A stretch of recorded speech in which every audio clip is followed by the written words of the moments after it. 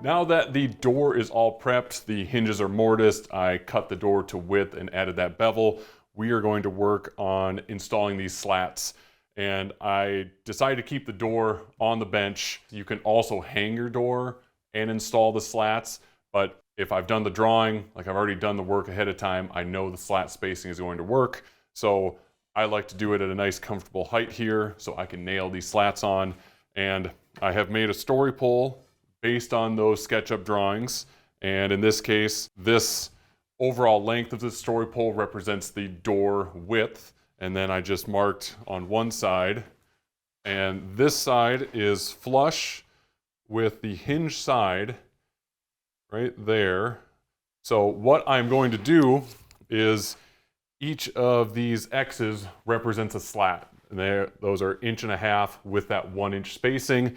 And at each location, I'm just going to put a tick mark and then an X, tick mark, and an X. I'm going to go all the way down, and I'm going to do that at both the top of the door and at the bottom of the door. I can do the same thing. Line it up with the hinge side. Make sure you're going on the same side of the slat. X's. Then I'm set up and I know the spacing for these slats. And when I nail these slats on, I can line up the tick mark at the top. I can nail it, line up the tick mark at the bottom, nail that.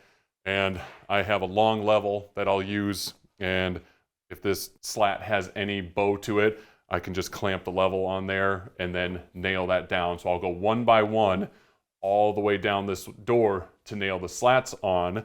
But before we start nailing these on, with this detail that I want to show with this in-swing door, at the top here on this slat, I'm actually going to be cutting a 45-degree angle on this, and the long point of the slat is going to be flush with the top of the door. And then when we put the slats above the door that are nailed to the paneling, those are going to have the opposing 45-degree angle so that that meets nice and flush. There are a handful of different ways you can detail the bottom of this, but in this case, I'm going to have the slats flush with the bottom.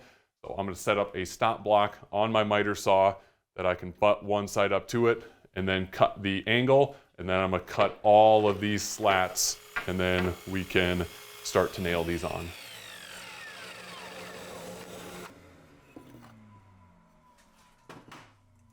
Okay, now we are back at the bench. We have all the slats. They are cut to length. They have the miter at the top, and we are ready to start installing these slats on this door. For the purposes of this demonstration, I am just nailing these on. Generally, I use just a little bit of glue, not enough that it's going to squeeze out, but just to give it a little bit more holding power. These are paint grade slats, but if this was stain grade, I would not be face nailing these slats.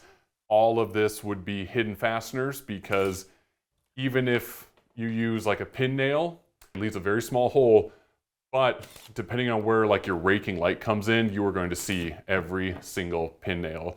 So if it is stain grade material, there are 0 visible fasteners when I do these slat walls.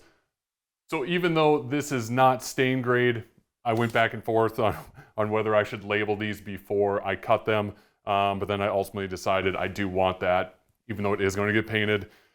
Visually, it does look nice. So I just took my offcuts and I very quickly just found out which ones I need, so I have them labeled. And then when it comes time to install these slats over the door, everything is going to flow nice. So now I just need to clean up some of the miters on the offcuts here, and then I can cut those to length, and then those will be ready to install.